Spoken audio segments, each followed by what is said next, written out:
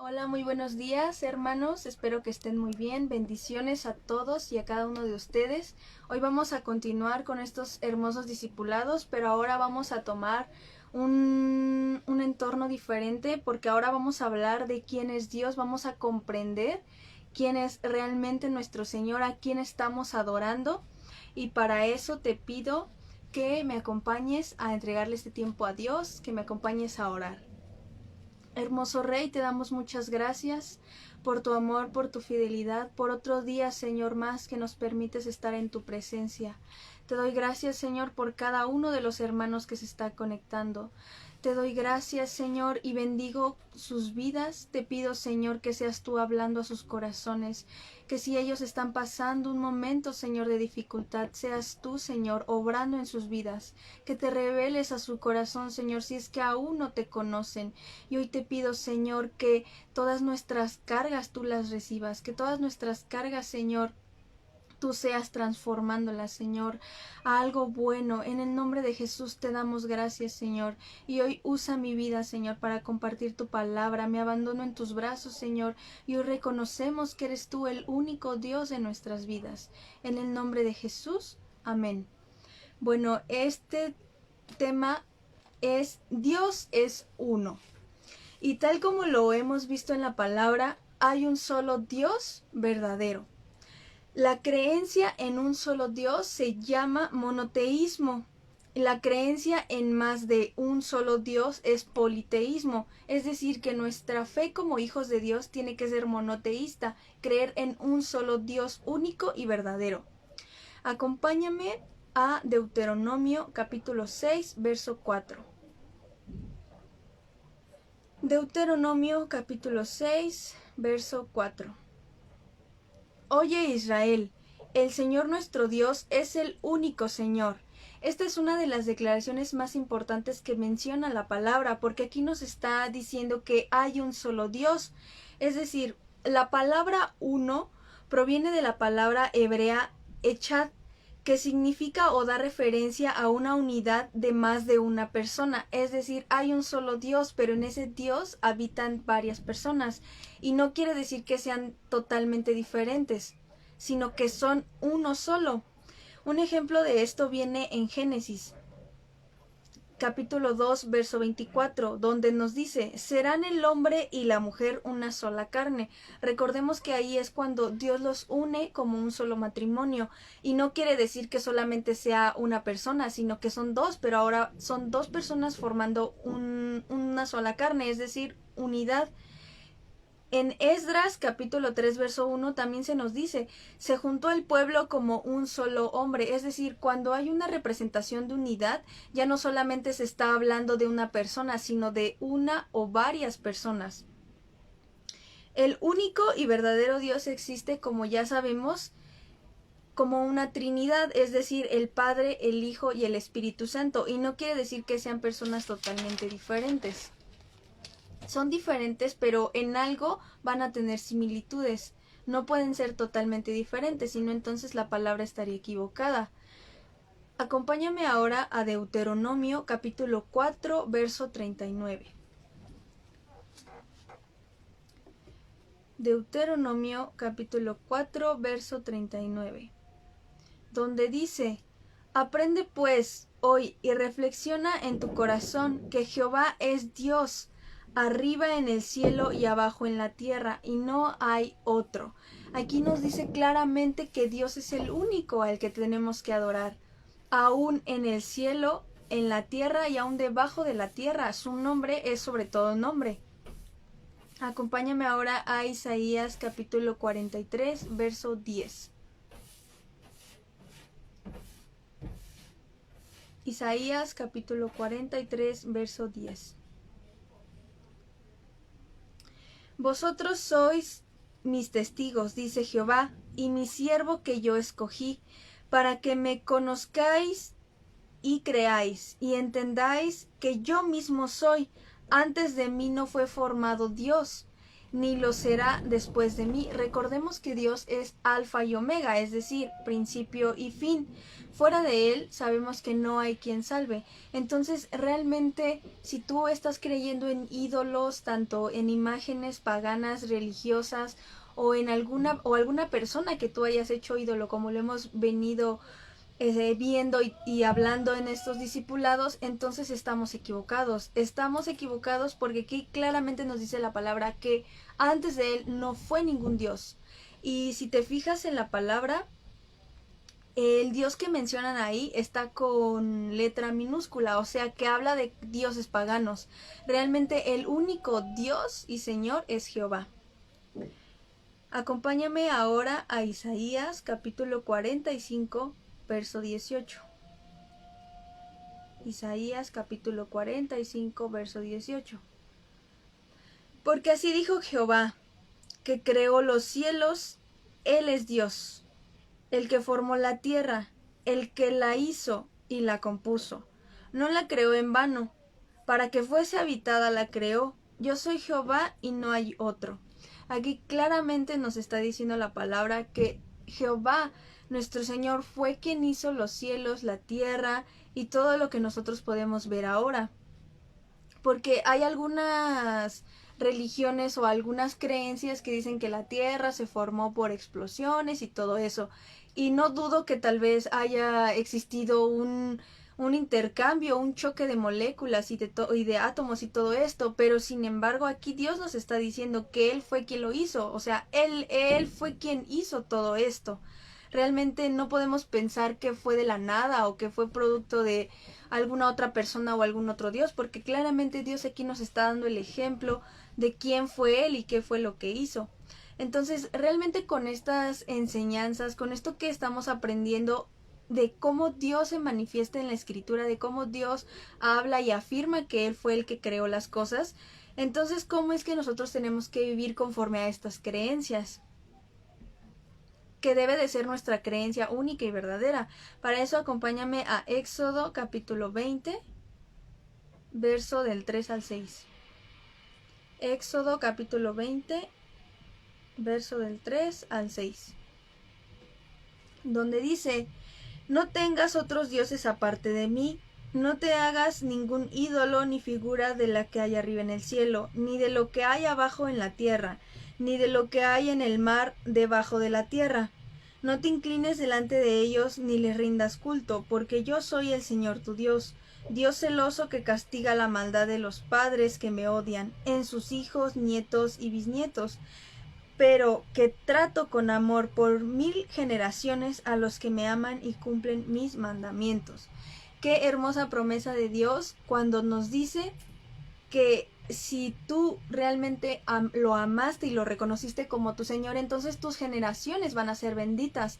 Pero aquí viene algo muy importante. También es un Dios de juicio, también es un Dios que castiga la maldad. Entonces, si tú eres una persona que no lo ha reconocido como su único y suficiente Señor y Salvador, entonces esta maldad, este castigo, esta maldición alcanzará a tus generaciones, como lo hemos estado aprendiendo en cuanto a la iniquidad. Entonces vemos cómo Dios aquí da una promesa, pero también está dando una alternativa de qué puede pasar si tú no lo sigues realmente. Y entonces recordemos lo que también viene en la palabra, que nos dice que Dios es amor, pero también es fuego consumidor, porque Él es un buen juez. Entonces Él no puede premiar si tú no estás llevando a cabo el mandamiento y lo estás desobedeciendo y ya estás generando en tu corazón ídolos. Recordemos que la boca confiesa lo que hay en el corazón. Entonces, si en tu corazón hay ídolos y no está claramente Cristo ahí, pues realmente aquí ya hay una maldición muy grande. Ahora acompáñame al libro de Marcos capítulo 12, verso 28 del 28 al 30. Marcos capítulo 12, del 28 al 30. Donde nos dice: Al ver que Jesús les había contestado bien, uno de los maestros de la ley que los había oído discutir se acercó a él y le preguntó: ¿Cuál es el primero de todos los mandamientos? Jesús le contestó: El primer mandamiento de todos es: Oye, Israel, el Señor nuestro Dios es el único Señor. Ama al Señor tu Dios con todo tu corazón, con toda tu alma, con toda tu mente y con todas tus fuerzas. Aquí vemos que el primer mandamiento, que es el más grande de todos, pero también el más difícil de comprender, es el que acabo de leer, que nos dice que tenemos que amar a Dios con todo lo que nosotros somos, con todo lo que nosotros conformamos como persona, aún a pesar de nuestra familia, de nuestro alrededor, de las circunstancias, de todo esto.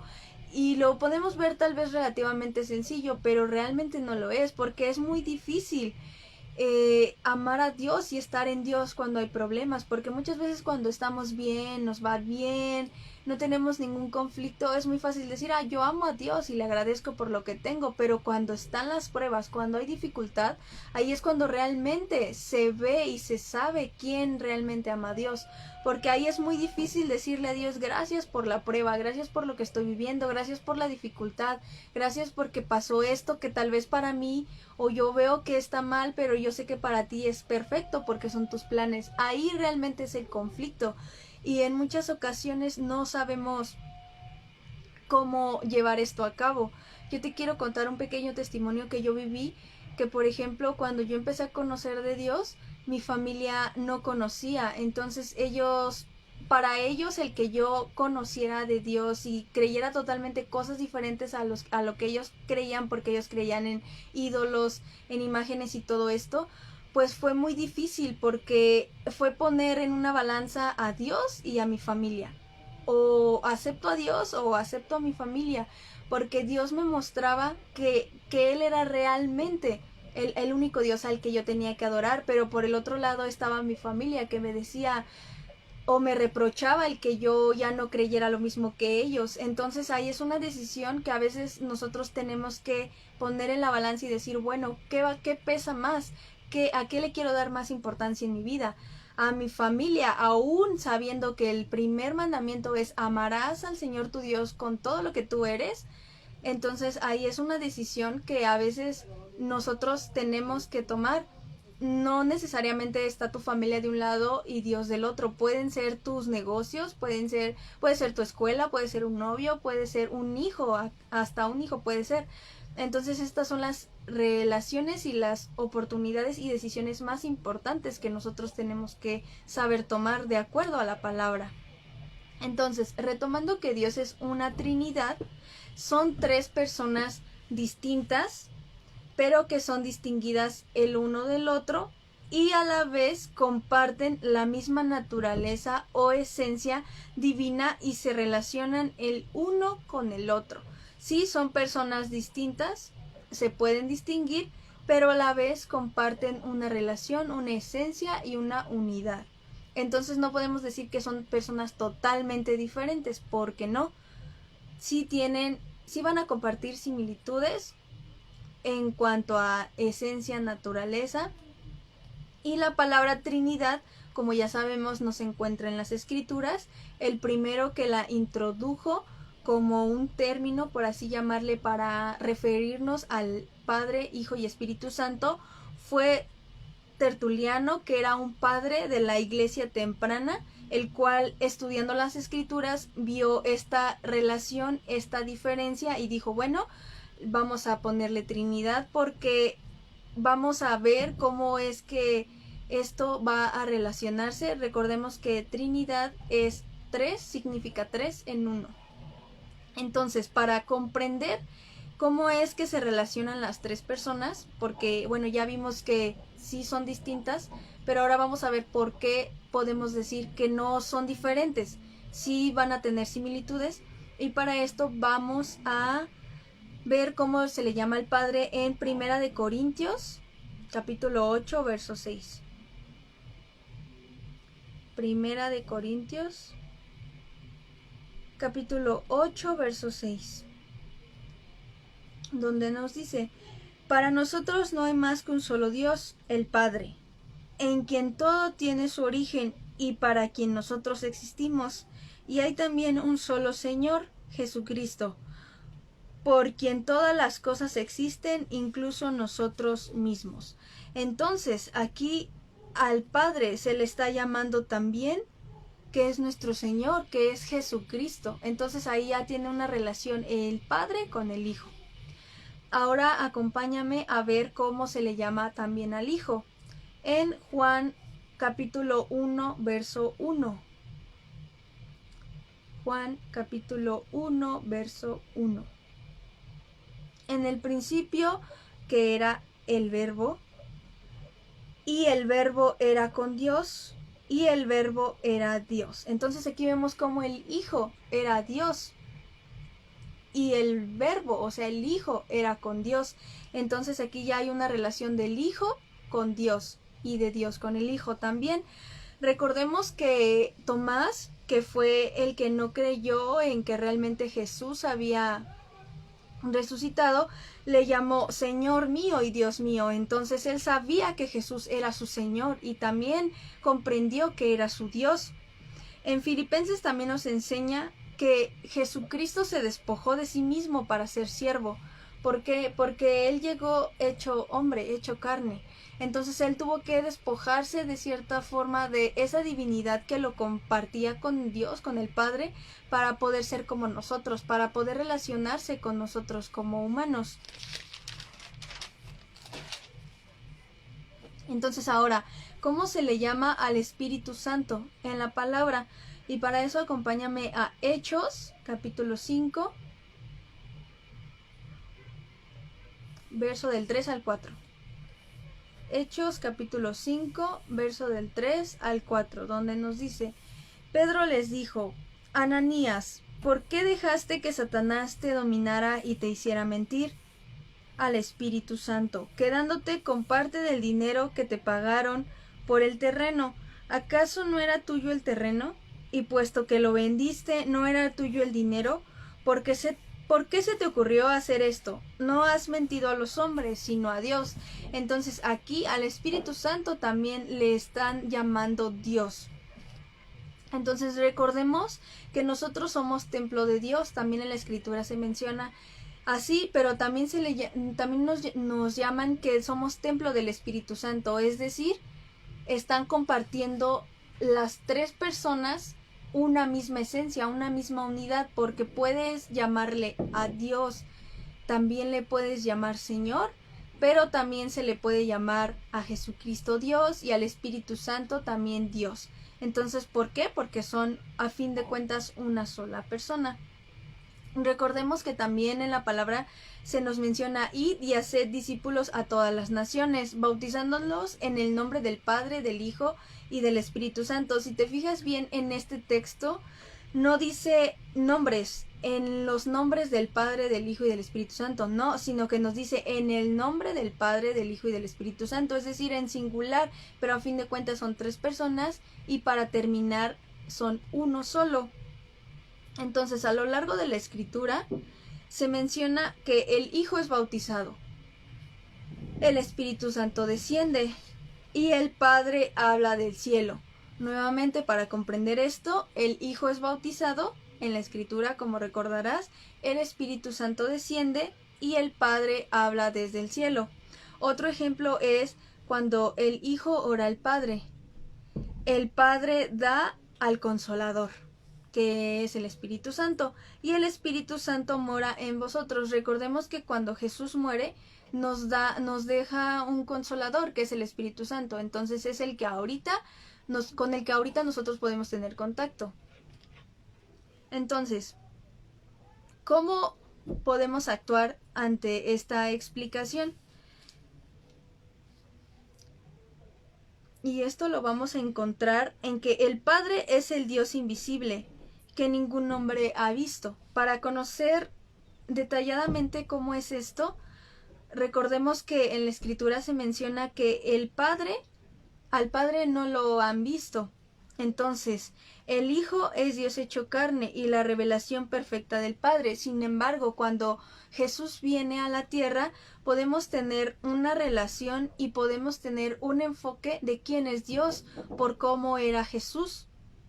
Entonces, después, el Espíritu Santo es Dios viviendo en el cristiano. Esto ya es por último, es decir, nosotros.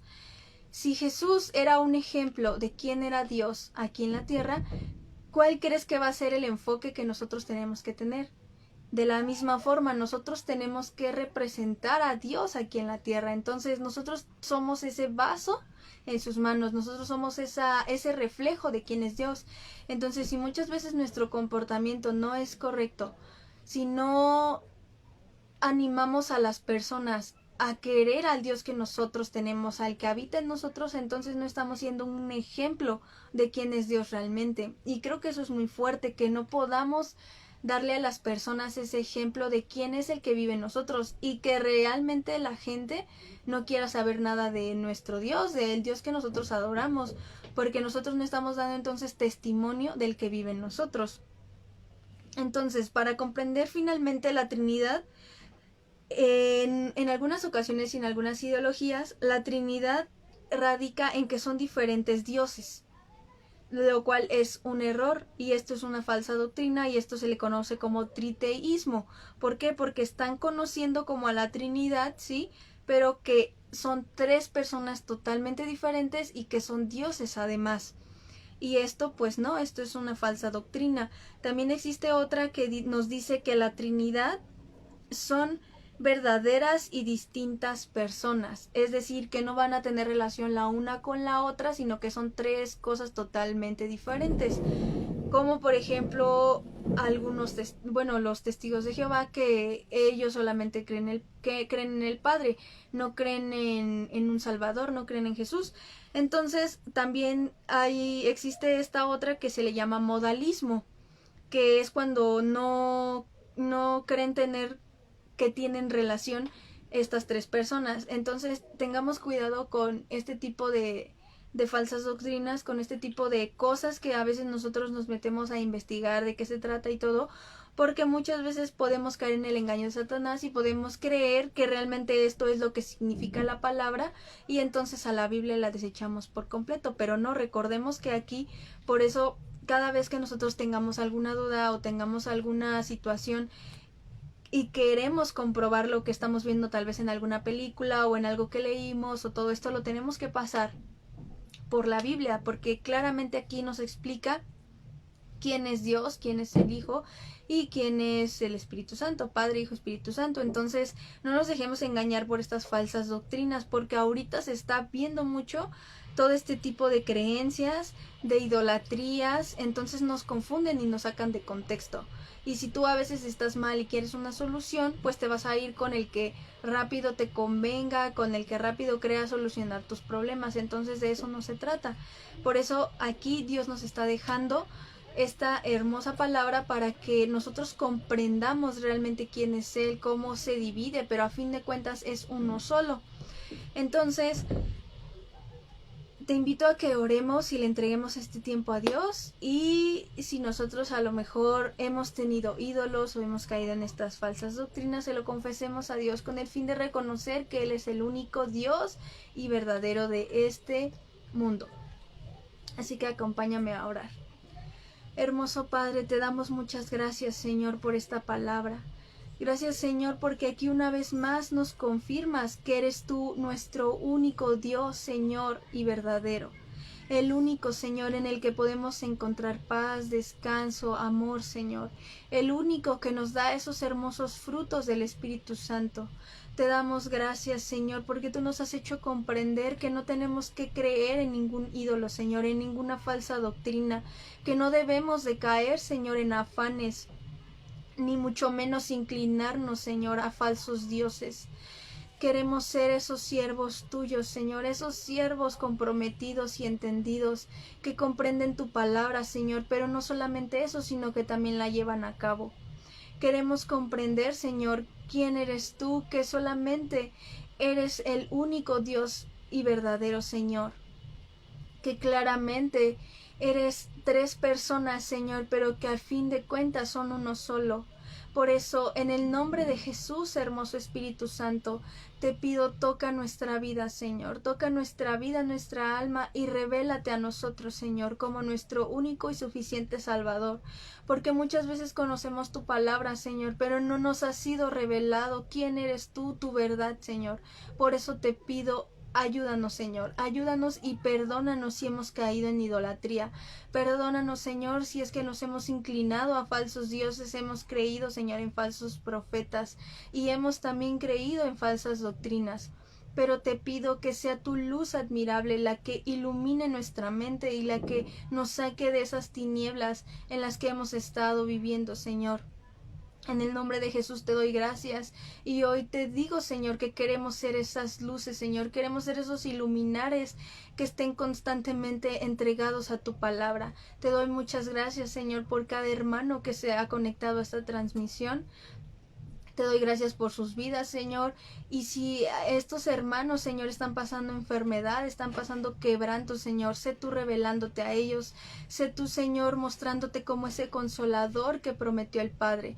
En el nombre de Jesús te damos muchas gracias, hermoso Señor. Amén. Bueno, hermano, espero que te haya servido muchísimo esta enseñanza. Y te recuerdo que hoy a las 8 p.m. tenemos otra reunión. Muchas gracias y que Dios te bendiga.